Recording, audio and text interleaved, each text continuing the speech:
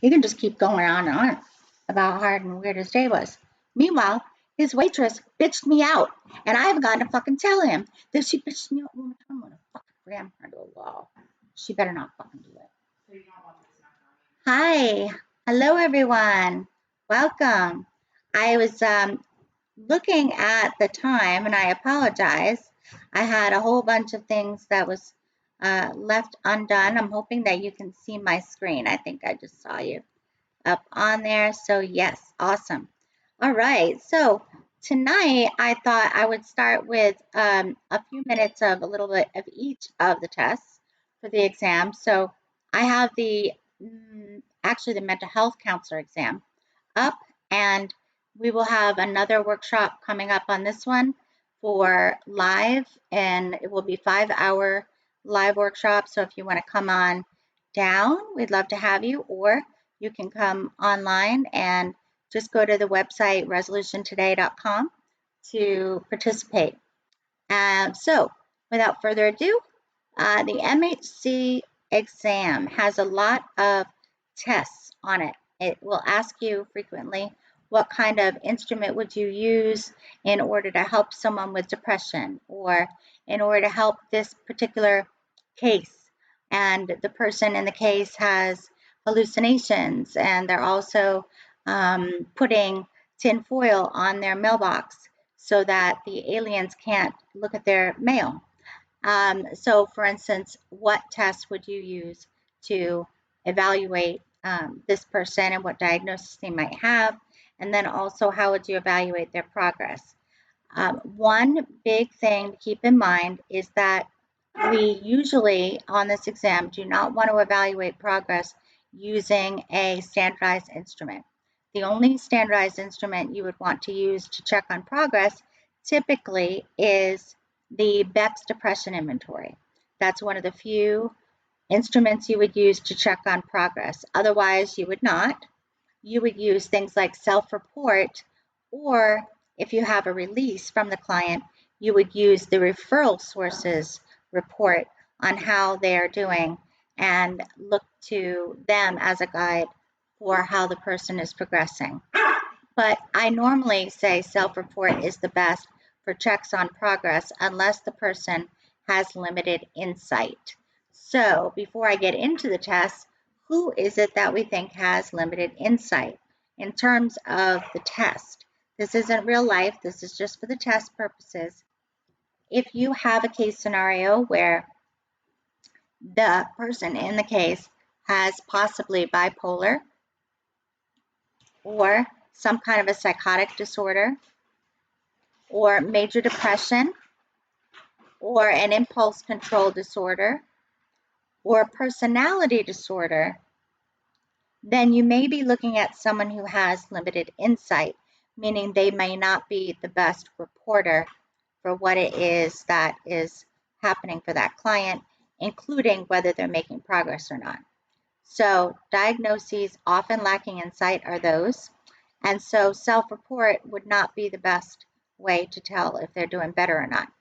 Instead, the better source would be the referral source if you have a release to speak with them. Literally anyone you have a release to speak with would be good in this case. And if you didn't have that available, you could also ask about symptom reduction. So instead of just answering self-report in general, you would ask, are they experiencing fewer days of psychotic symptoms?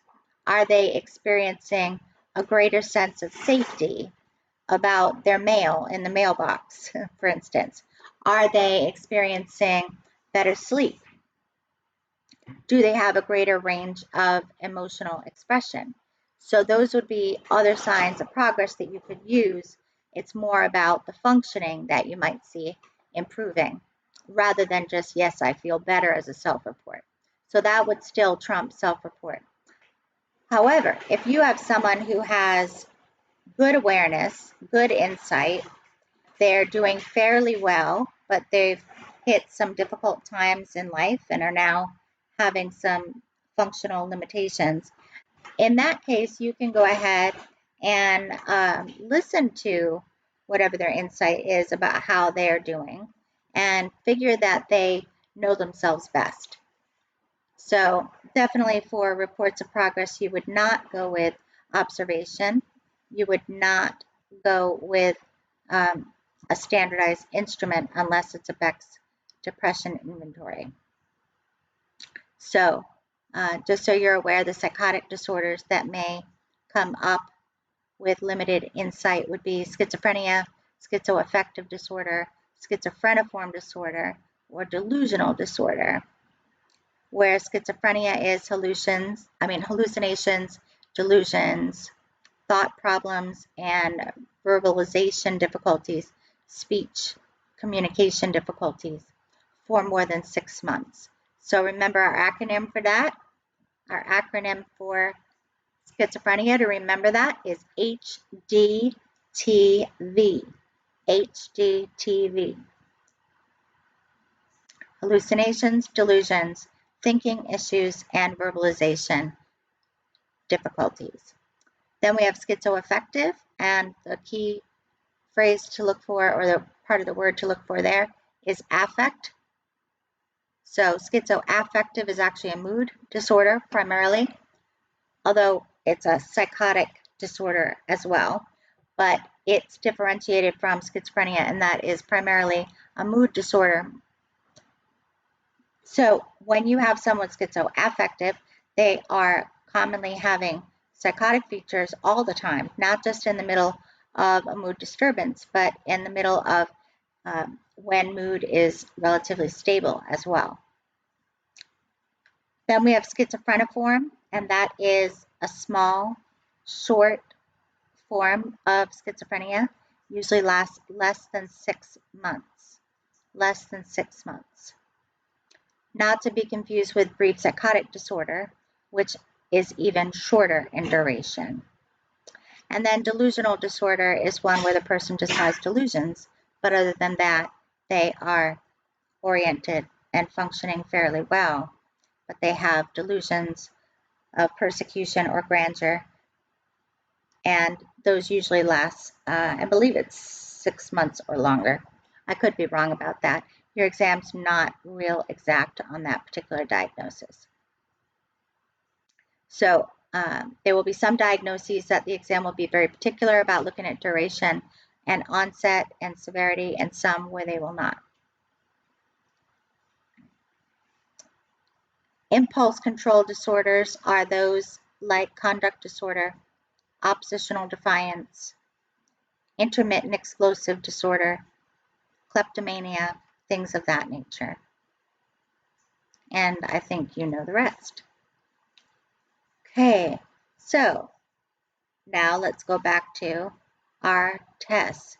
This is just a little bit more of a breakdown than I normally give you in these particular snippets here on the show. The rest of the material covers the rest of the instruments that may be on your exam, and then some. So with my material, as always, with Resolution Today, you get all the information you need and nothing you don't need. So that way you're not overwhelmed with too much information. I'm just giving you a sample so that way you hopefully will join us for the exam prep workshop in full, which is at least 5 hours. Then I also offer tutoring for 1 hour at a time, tailored to your needs with me online. And I also have practice tests that you can use, and in particular tips, 25 tips that have just been released in material on my website. So go to my website and check that out. As far as the instruments that we're featuring tonight, the mental status exam is one of them. This is an exam that's particularly good for learning more about whether there are psychotic features that a person may be experiencing.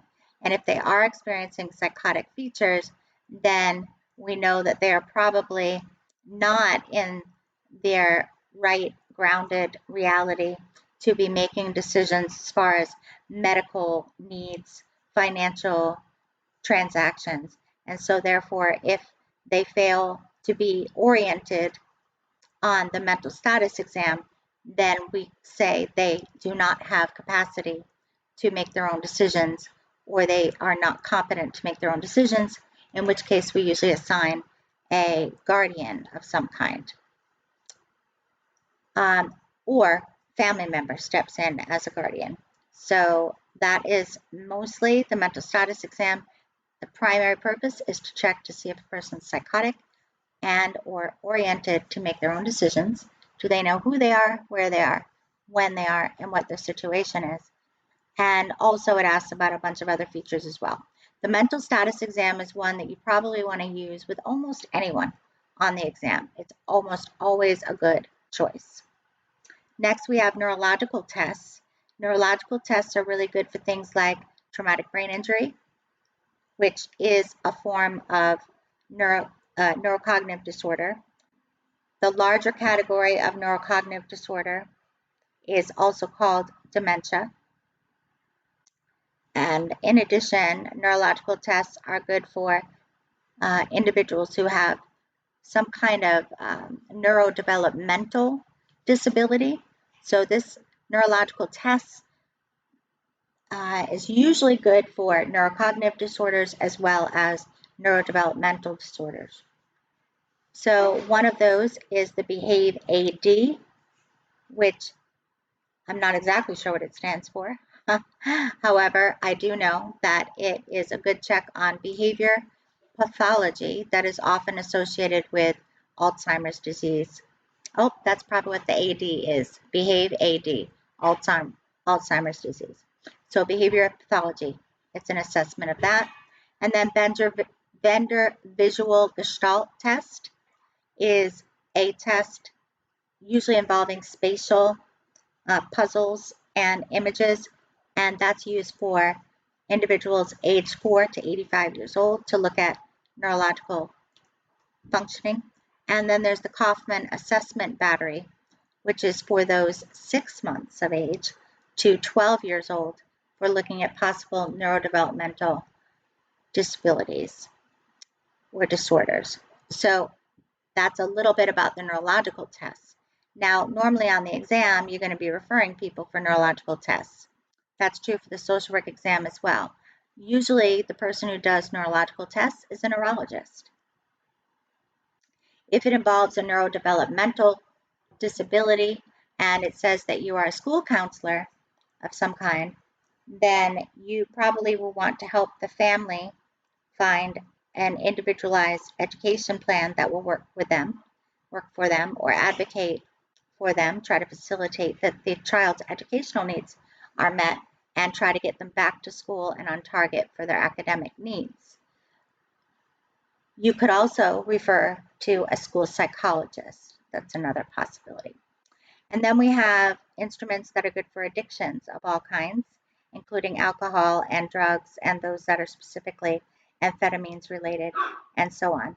So there's the CAGE, the SASSY, the MAST, the DAST, the Audit, and the AID, ADE. So if you would like to know more about those are more specifically broken down and spelled out in my Versal computer tool that's available on my website as well. So we've got tutoring, the computer tool, a workshop, and multiple packets of exam information that build off of one another so that you have all the information you need and none that you don't for the NCMHCE exam. Also a little bit about groups and about diagnoses that are very likely to be on the exam more so than others. We'll get to that next time. So thank you for listening for the MHC exam information. Now I'm moving on to social work information.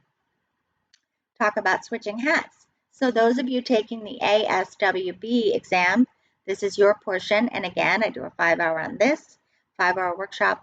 And also I have a phone app with 300 test items, a computer tool with 265 test items, and games with every piece of content you would need. And multiple test packets that you can purchase as material for home study as well as live workshops. So without further ado, what we always want to do on the social work exam is to be soft and non-confrontational. That is also true for the MHC exam. We want to be soft and non-confrontational. Why? Because a lot of times if we're confrontational, we are only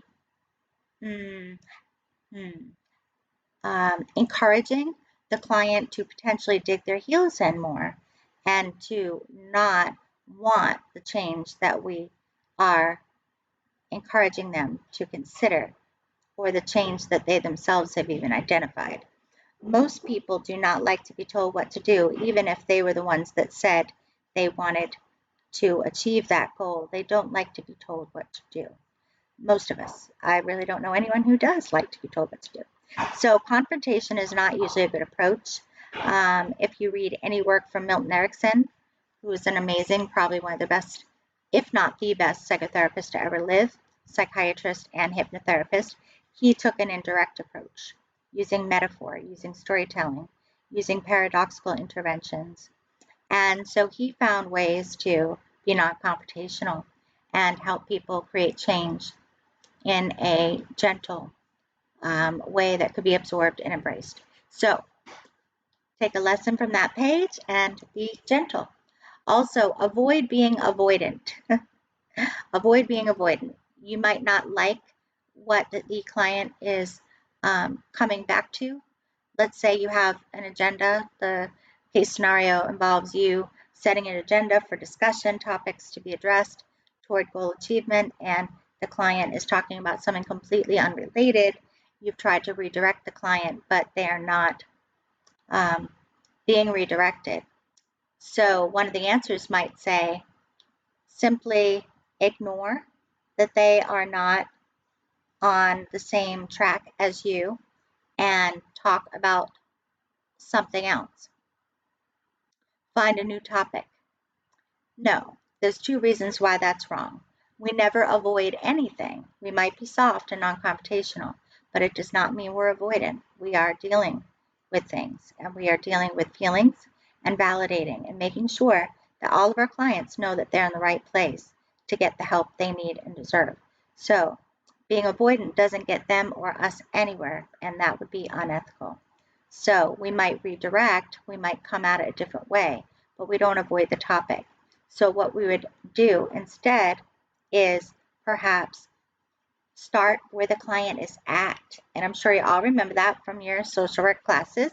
Start where the client is at. And this is where the rubber meets the road. We're actually starting where they're at, and we're bringing them to a place that they've told us they want to go. We're going to start with them wherever they're at, and then find a way to the road that will lead to their goal achievement. So let's say that they want to talk about their boss and how mean their boss was to them that morning. And we're really hoping to get to a point where we can talk about their parenting skills, because they've told us that they want to work on their parenting skills as their goal. Well, it's better for me to validate that they had a frustrating day and to build understanding and empathize and see it from their perspective, even if I don't agree, and to listen and be there for where they are at that moment, than it is for me to just drag someone kicking and screaming to what I want to work on, because it's not about me, it's not about the social worker, it's about the client. So avoid being avoidant and avoid dragging anybody anywhere. We don't urge people to do things, we don't tell people what to do. We might offer information and choices, but that's about it. When we do not have enough information in the stem of the question, meaning the scenario part of the question, which is the majority of your exam is scenarios. When we do not have enough information in the question stem, we always want to know more information. So let's try to find out more information. Choose the answer that asks for more information. So instead of being frustrated with the fact that this scenario doesn't offer enough information, we should look for an answer where we can get more information. So explore, assess, find out more. Ask what happened next. Ask what they've tried in the past.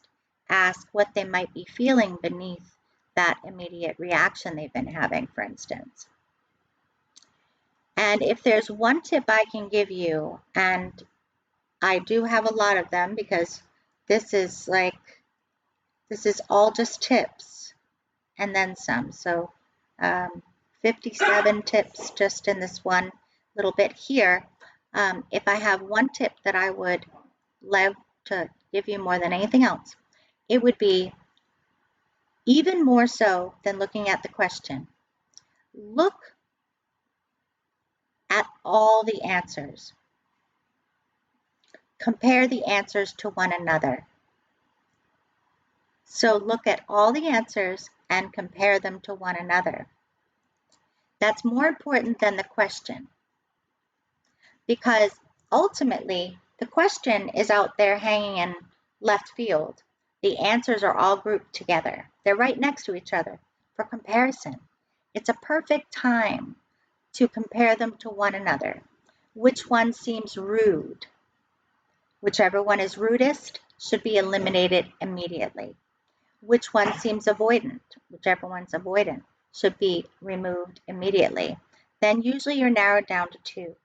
Then you look for the one that seems to match the terminology, the personality, the tone, the lengthiness, the detail, and the people and the issues contained in the scenario, in the stem of the question.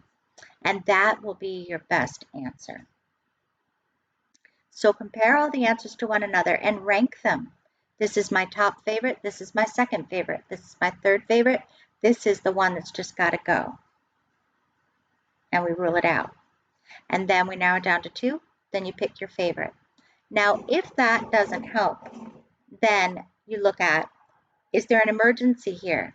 Do I have an emergency in this situation? Is there someone in need of physical attention by a doctor, medical attention? Are they having a headache? Are they maybe telling me about abuse that just happened to their child yesterday, and maybe I need to make an abuse report? Are they telling me something about a risk that they pose to themselves or others? Maybe they're feeling depressed and they're talking about not coming back to this world. Then I might want to, well, definitely want to, ask them what they mean by that. Find out if they have the means, the access, or a plan to harm themselves. So look to see if there's an emergency.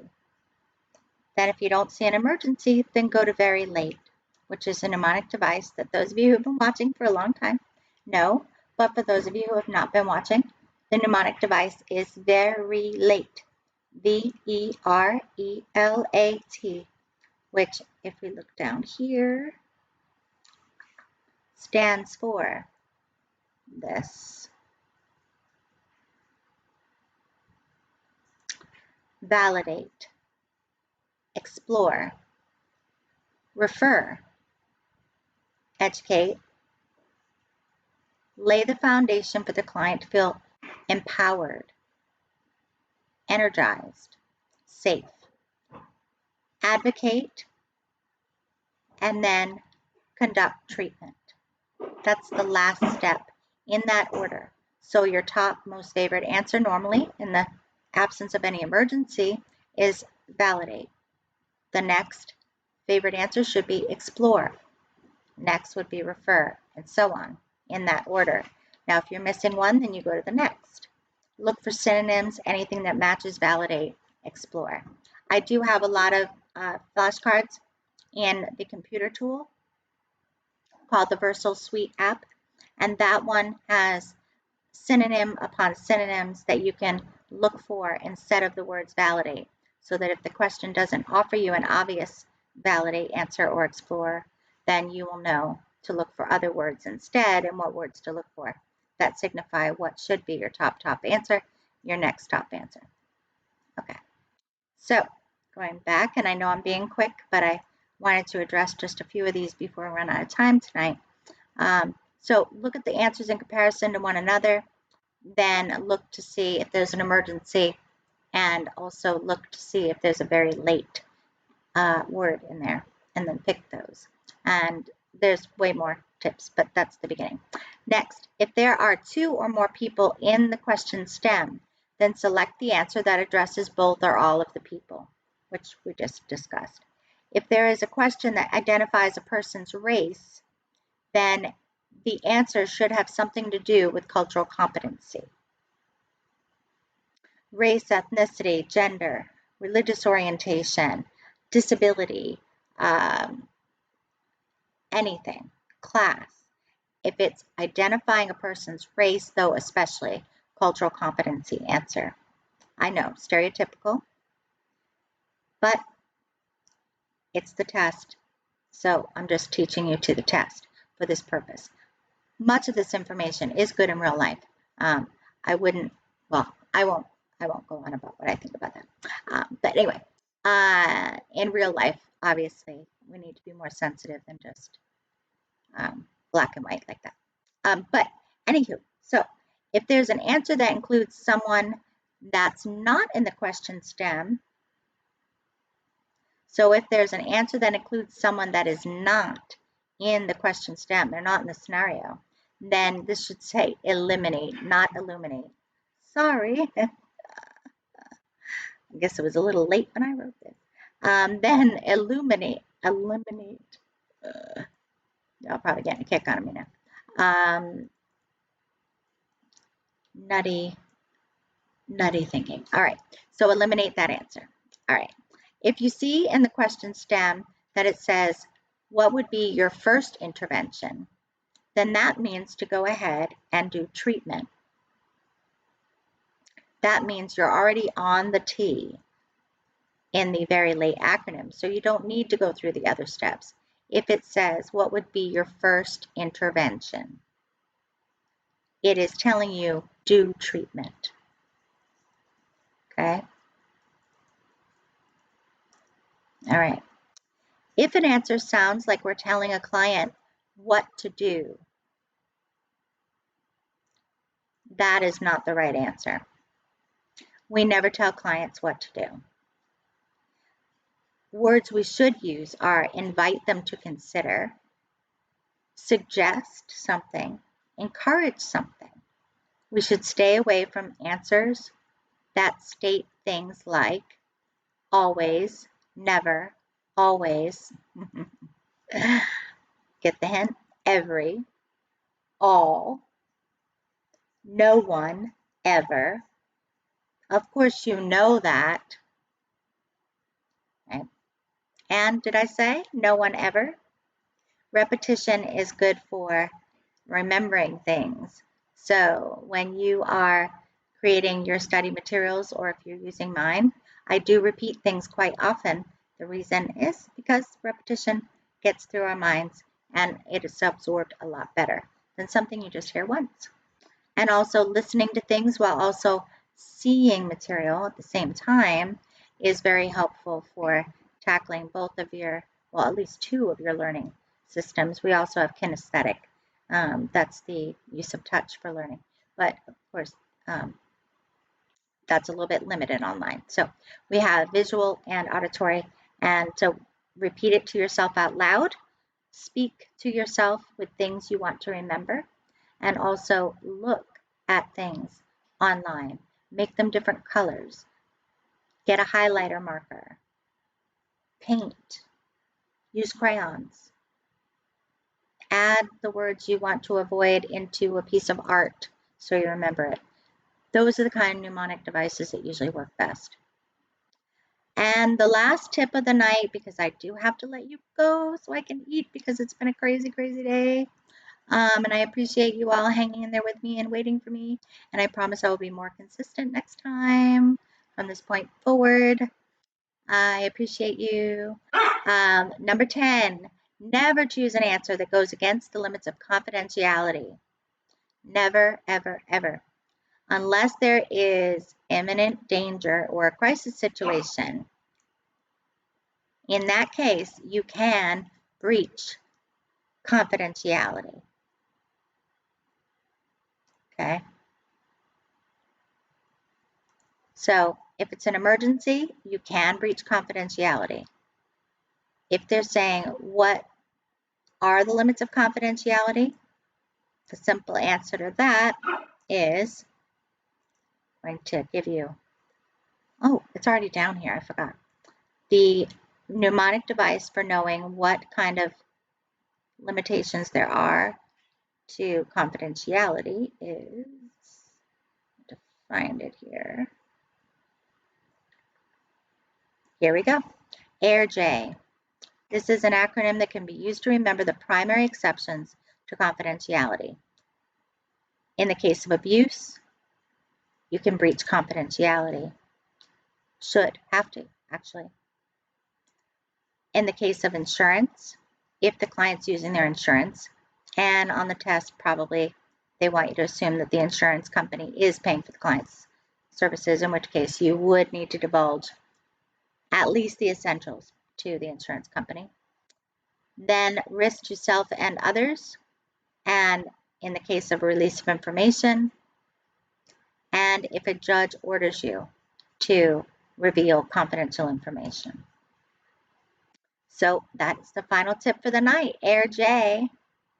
AIR-J.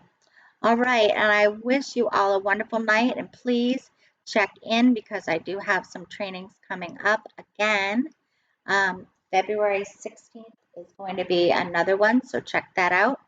And also go to other of my shows. I'm opening up a new series on advice, consultation, so to speak, for other therapists and counselors and social workers in the field for case consultation. And it will be confidential in the sense that we're not using identifying information, but all of you will have a chance to ask me questions about what might be helpful to use as an intervention for assessment or for building rapport and so on in therapeutic relationships with our clients. All right, so I hope to see you all soon, and check out my new tip sheet, which has, I think it's about 60 tips total for social work that is just being released at resolutiontoday.com. And I hope you have a wonderful evening.